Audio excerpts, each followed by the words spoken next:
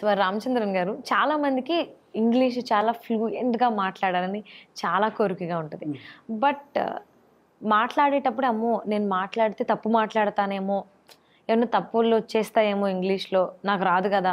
వాళ్ళకు వచ్చు, but lack of confidence వల్ల వాళ్ళు మాట్లాడడానికే ఆలోచిస్తారు.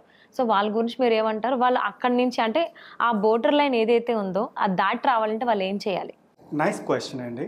చాలామందిని చూశాను అనమాట నా ఎక్స్పీరియన్స్లో. ఏమవుతుంది అంటే తెలుగు మీడియంలో చదువుకున్న కొంతమందికి ఏంటంటే మొహమాటం ఉంటుంది, నలుగురు ఏమనుకుంటారు అని. సో మెయిన్ మన సబ్జెక్ట్ కంటే కూడా మన మైండ్ సెట్ అండి. ఓకే. సో మన మైండ్ సెట్ బట్టే చాలామంది రిజల్ట్ ఉంటుంది, అలాగే రిజల్ట్ కూడా తగ్గుతుంది కూడా.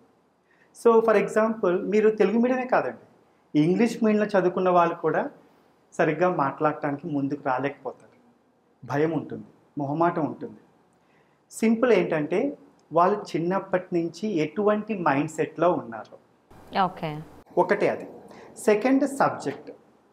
ఇప్పుడు మనకి ఏది బాగా వచ్చో అది మనం చేయటానికి ఇంట్రెస్ట్ చూపిస్తాం, ఏది రాదో భయపడతాం, రైట్? సో సేమ్ ఇంగ్లీష్ కూడా అంతే. ఎవరికైతే ఆ సబ్జెక్ట్ మీద కొంచెం గ్రిప్ ఉంటుందో వాళ్ళు బాగా మాట్లాడటానికి ట్రై చేస్తారు. సో ఆ గ్రామర్ కానీ ఆ ప్రాసెస్లో ఉండరో వాళ్ళు ఆగిపోతారు. సో స్కూల్ లెవెల్ కాలేజ్ లెవెల్లో మిస్ అయిన వాళ్ళు జాబ్స్కి వచ్చేసరికి వాళ్ళకి ఆ ఇంపార్టెన్స్ తెలుస్తుంది, అప్పటికే వాళ్ళు స్టక్ అవుతారు. సో అప్పుడు ఏమవుతుందంటే ఇంకా ఇంకా అవ్వదేమో అనే ఒక ఇన్ఫీరియారిటీ కాంప్లెక్స్లోకి వచ్చేస్తారు.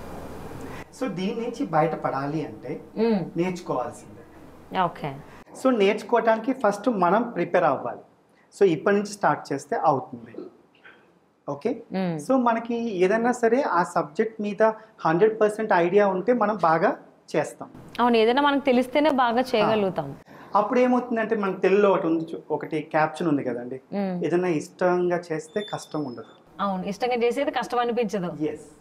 సో ఎవరికైతే మొహమాటం ఉంటుందో వాళ్ళు ఇష్టంగా మాట్లాడలేరు, నలుగురు ఏమనుకుంటారు అని. సో అక్కడ ఆగిపోతారు. ఇంగ్లీష్ రాకపోతే కూడా ఆగిపోతారు. సో అలాంటి వాళ్ళకి ట్రైనింగ్ బాగా హెల్ప్ చేస్తుంది. సో ఆ డెసిషన్, ఆ మైండ్ సెట్ చాలా ఇంపార్టెంట్. ఎందుకంటే ట్రైనర్ అంటే ఎఫెక్టివ్ ట్రైనర్ వాళ్ళ ఎక్స్పీరియన్స్ని వాళ్ళ ఎనర్జీని మీకు హెల్ప్ చేస్తారు కాబట్టి ఆ క్యాండిడేట్స్ యొక్క టైం ఎనర్జీ బాగా సేవ్ అవుతుంది, ప్రాపర్ టిప్స్ ఇవ్వటం జరుగుతుంది, పైగా హ్యాబిట్ ఫార్మేషన్ చేస్తారు. సో ఎక్కడైతే వాళ్ళు స్వతహాగా చేయలేకపోతారో మేము వాళ్ళకి గైడ్ చేస్తాం. సో అంచేత వాళ్ళకి ఈజీ అవుతుంది. ఓకే. సో ఇక్కడ ఇంగ్లీష్ మాట్లాడాలంటే భయపడే వాళ్ళు అటు వర్కింగ్ వాళ్ళు ఉంటారు, men and women, even students కూడా ఉంటారు. సో స్టూడెంట్స్కి అయితే ఎలాంటి ట్రైనింగ్ ఉంటే బాగుంటుంది? మీరు ఎలాంటి ట్రైనింగ్ ఇస్తారు? స్టూడెంట్స్కి అయితే ఎక్కువ వాళ్ళకి యాక్టివిటీ బేస్డ్ ఉండాలి.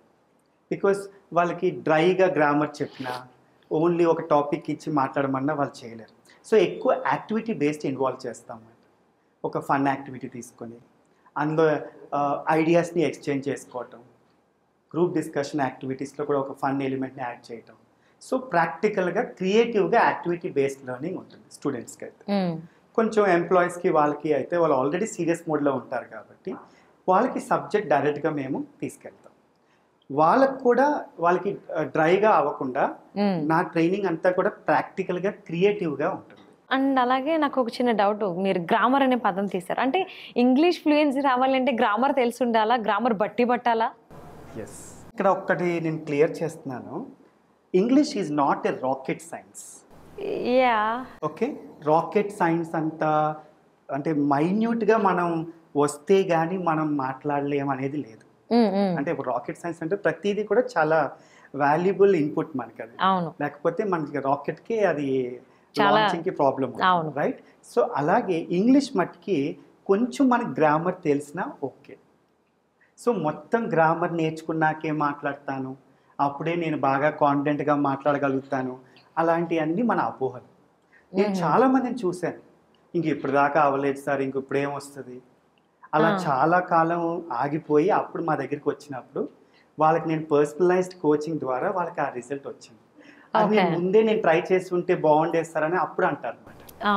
సో డెసిషన్ మేకింగ్ ఎప్పుడు కూడా మన వల్ల అవ్వకపోతే ఒక ట్రైనర్ ఆధ్వర్యంలో గైడెన్స్ తీసుకోవాలి. సి మీకు ఇప్పుడు గ్రామర్ బాగా వచ్చు అనుకోండి, మీకు కమాండ్ ఉంటుంది ఇంగ్లీష్ మీద, సో ఆ కాన్ఫిడెన్స్ Okay. వేరే లెవెల్లో ఉంటుంది, నెక్స్ట్ లెవెల్లో ఉంటుంది. బిగినర్స్ కి అంత అవసరం లేదు, స్టార్ట్ చేయటమే ఇంపార్టెంట్ కదా. సో స్టార్ట్ చేసే వాళ్ళకి గ్రామర్ గురించి మీరు ఎక్కువ వరీ అవ్వద్దు. స్టార్ట్ చేసే ప్రాసెస్ లో ఉన్నామా లేదా అనేది చూసుకోవాలి. ఓకే. సో ఇక్కడ మనకి ఏంటంటే ఏ లాంగ్వేజ్ కైనా ఆ ప్రాసెస్ లో ఉన్నప్పుడే ఆ స్కిల్ వస్తుంది.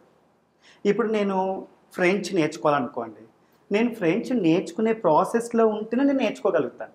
అలాగే ఇంగ్లీష్ కూడా. సో ఇంగ్లీష్ నేర్చుకుంటూ నేను మాట్లాడే ప్రాసెస్లో ఉండాలి.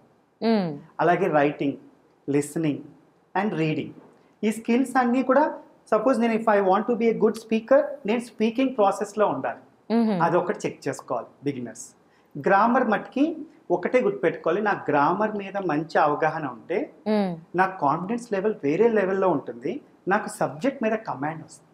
అంతవరకే ఆలోచించాలి. సో బిగినర్స్కి గ్రామర్తో పెద్ద వరీ అవ్వాల్సిన అవసరం లేదు. ఓకే.